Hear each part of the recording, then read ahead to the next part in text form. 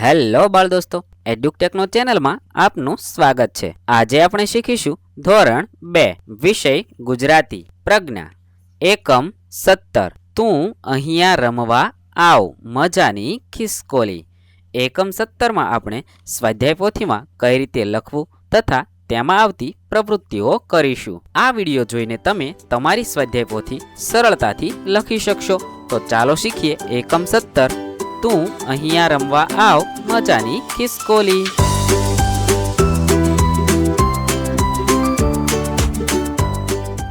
અહીં સૌપ્રથમ પ્રશ્ન નંબર 1, નીચેના શબ્દો મોટેથી વાંચો। અહીં કેટલાક શબ્દ આપેલા છે તે આપણે વાંચવાના છે। ઉમંગ, સાયન્સ, સિટી, વૈજ્ઞાનિક અને સાક્ષર। ત્યારબાદ પ્રશ્ન નંબર 2, ચિત્રો જોઈ શબ્દો લખો।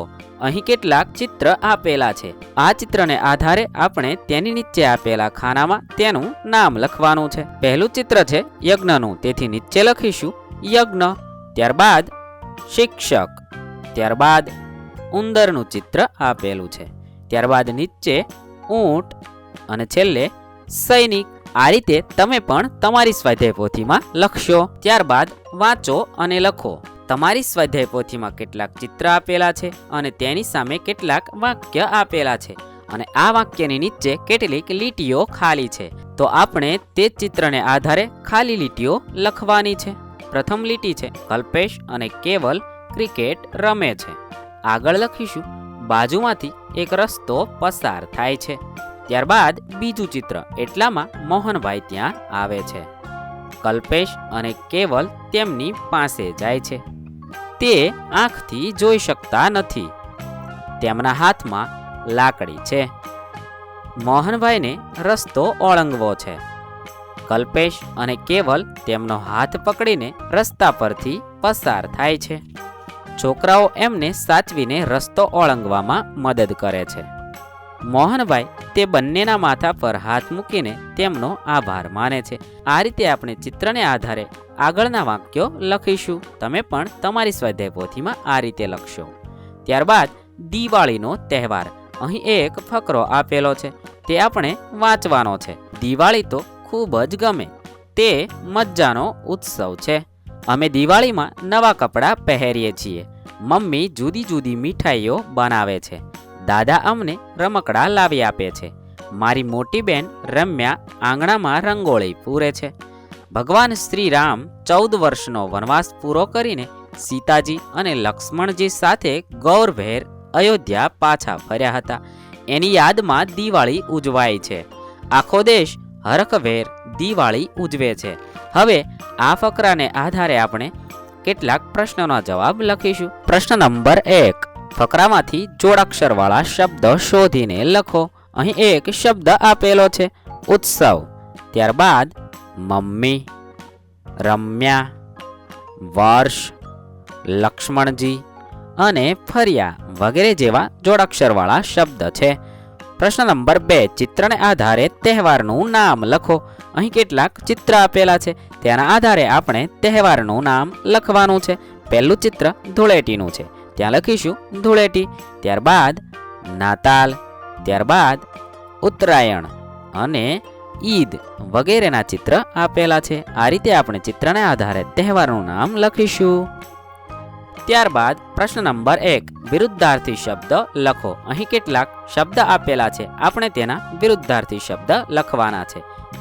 રાત તો દિવસ, નાનું તો મોટું, પૂનમ તેનો વિરુદ્ધાર્થી શબ્દ અમાસ થશે। સારું તો ખરાબ, જાડું તો પાતળું, સવાર તો સાંજ। આ રીતે આપણે વિરુદ્ધાર્થી શબ્દો લખીશું।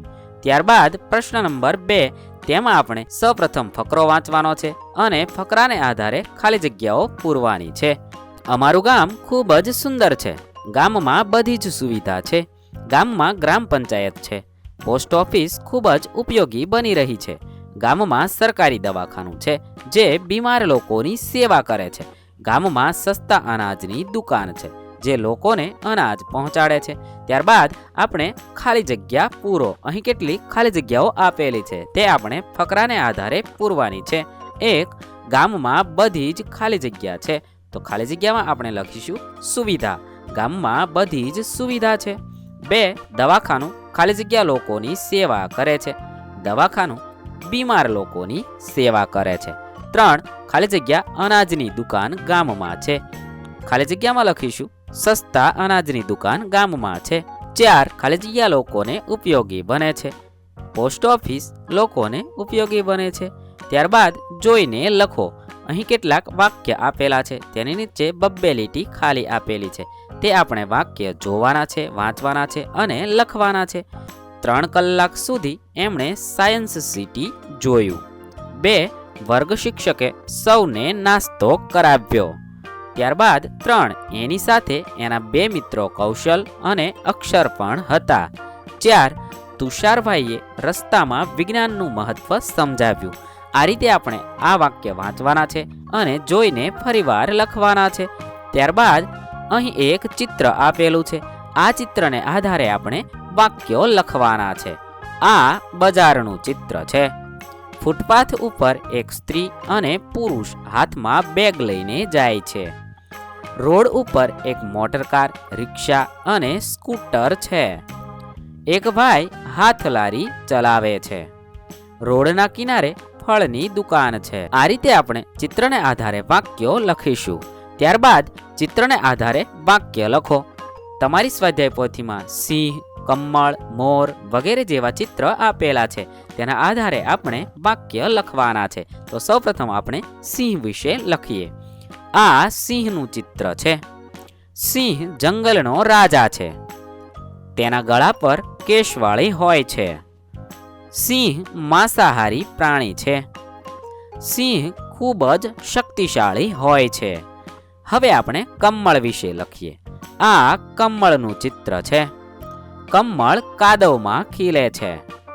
કમળ આપણું રાષ્ટ્રીય ફૂલ છે. કમળનું ફૂલ ખૂબ જ સુંદર હોય છે. કમળનું ફૂલ ભગવાનને ચડાવાય છે. આ રીતે આપણે કમળ વિશે લખીશું. ત્યારબાદ મોર વિશે લખીએ. આ મોરનું ચિત્ર છે. મોર આપણું રાષ્ટ્રીય પક્ષી છે. મોરને માથે કલગી હોય છે. મોરને રંગબેરંગી પીંછા હોય છે. મોર વર્ષા ઋતુમાં કળા કરે છે. ત્યારબાદ લખો અને નીચે જોડો. અહીં આપણે સૌપ્રથમ આપેલા શબ્દ જોઈને લખવાના છે. ત્યારબાદ નીચે જોડકા જોડવાના છે. સાયન્સ, વૈજ્ઞાનિક, સિટી અને વર્ગ શિક્ષક તે આપણે જોઈને લખવાના છે. ત્યારબાદ જોડકા જોડો. અહીં ડાબી બાજુ કેટલાક શબ્દ આપેલા છે અને તેના વિરોધી શબ્દ જમણી બાજુ આપેલા છે. તે આપણે જોડીએ. સારું તો ખરાબ. પૂનમ તો અમાસ જે જોડેલું છે. ઉગમણું તો આથમણું. કાળું તો ધોળું. આ રીતે આપણે જોડકા જોડીશું. ત્યારબાદ લખો. અહીં તમારે તમારી વિગત લખવાની છે. હું અહીં એક વિદ્યાર્થીની વિગત લખું છું. એ રીતે તમારે તમારી વિગત લખવાની છે. 1. મારું નામ. મારું નામ કાર્તિક કુમાર છે. 2. મારું ગામ. મારું ગામ સૂરજપુર છે. 3. પપ્પાનું નામ. મારા પપ્પાનું નામ મનહરભાઈ છે. 4. મમ્મીનું નામ. મમ્મીનું નામ કામિનીબેન છે. 6. મારા શિક્ષકનું નામ. શિક્ષકનું નામ મહેશભાઈ છે. મારું ધોરણ. હું ધોરણ 2માં અભ્યાસ કરું છું. આ રીતે તમારે તમારી માહિતી લખવાની છે. હવે ચિત્ર જોઈને નામ લખો. અહીં કેટલાક ચિત્ર આપેલા છે. આપણે તે ચિત્ર જોઈને તેનું નામ લખવાનું છે. પહેલું ચિત્ર ડૉક્ટરનું છે. બીજું પોલીસનું ચિત્ર છે. ત્રીજું વકીલનું ચિત્ર છે. ચોથું શિક્ષિકાનું ચિત્ર છે. પાંચમું ટપાલીનું ચિત્ર છે. છઠ્ઠું પનિહારીનું ચિત્ર છે. અને સાતમું ડ્રાઈવરનું ચિત્ર છે. આ રીતે તમારે પણ ચિત્ર જોઈને નામ લખવાના છે. હવે વર્ગીકરણ કરો. અહીં કેટલાક વાહનના નામ આપેલા છે, પરંતુ તે વાહન મિશ્ર થઈ ગયા છે. આપણે તેને જમીન પર ચાલતા, પાણી પર ચાલતા અને હવામાં ચાલતા વાહનોમાં વર્ગીકરણ કરવાનું છે. તો સૌપ્રથમ આપણે લખીએ જમીન પર ચાલતા વાહનો. બસ, મોટર અને સ્કૂટર. ત્યારબાદ પાણી પર ચાલતા વાહનો, આગબોટ અને હોડી. ત્યારબાદ હવામાં ચાલતા વાહનો, વિમાન, રોકેટ અને હેલિકોપ્ટર. આ રીતે આપણે ઉપર આપેલા નામોમાંથી વિભાગ પાડવાના છે. ત્યારબાદ ઉદાહરણ મુજબ વાક્ય બનાવો. અહીં શબ્દને આધારે વાક્ય બનાવેલું છે, તો આપણે પણ તે રીતે બનાવીએ. 2. પ્રાર્થના. મંદિરમાં લોકો પ્રાર્થના કરે છે. 3. રાષ્ટ્ર. હિન્દી આપણી રાષ્ટ્રભાષા છે. 4. આચાર્ય. આચાર્ય શ્રી શાળાનું બહુ ધ્યાન રાખે છે. 5. પ્રસાદ. મંદિરમાં પ્રસાદ વહેંચાય છે. આ રીતે આપણે ઉદાહરણને આધારે વાક્ય બનાવીશું. ત્યારબાદ વિરુદ્ધાર્થી શબ્દો લખો. 1. નાનું તો મોટું. 2. કાળું તો ધોળું. 3. વધુ તો ઓછું. 4. ઊંચું તો નીચું. લીલું તેનો વિરુદ્ધાર્થી શબ્દ સૂકું થશે. સુખ તેનો વિરુદ્ધાર્થી શબ્દ દુઃખ થશે. હસવું તેનો વિરુદ્ધાર્થી શબ્દ રડવું થશે. ઉગમણું તેનો વિરુદ્ધાર્થી શબ્દ આથમણું થશે. આ રીતે આપણે વિરુદ્ધાર્થી શબ્દો લખીશું. ત્યારબાદ અનુલેખન કરો. અહીં એક ફકરો આપેલો છે. તે ફકરો આપણે વાંચવાનો છે અને જોઈને ફરીવાર લખવાનો છે.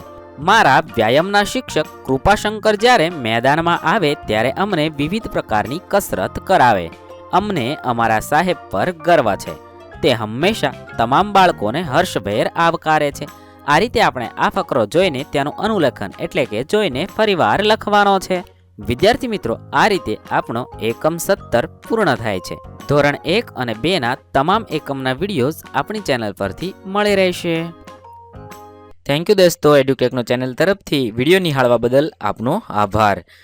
આવા બીજા વિડીયોઝ નિહાળવા માટે અમારી યુટ્યુબ ચેનલ એડ્યુટેકનો અત્યારે જ સબસ્ક્રાઈબ કરી લો. આભાર દોસ્તો.